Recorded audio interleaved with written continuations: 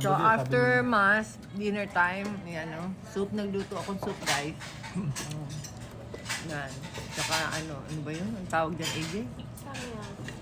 Ha? Samyang. Samyang? Ginaw na ginaw ka, ate. So, si Clark di nakakain kasi kumain na siya kila Teo. Yan. So sad. Masosobrahan ng busog. Ay, bitin-bitin si Sido. Nag-take two. Diba? Sarap, no? Tapos guys, bumili kami doon sa gilid ng simbahan kanina. Ay, shout out nga pala.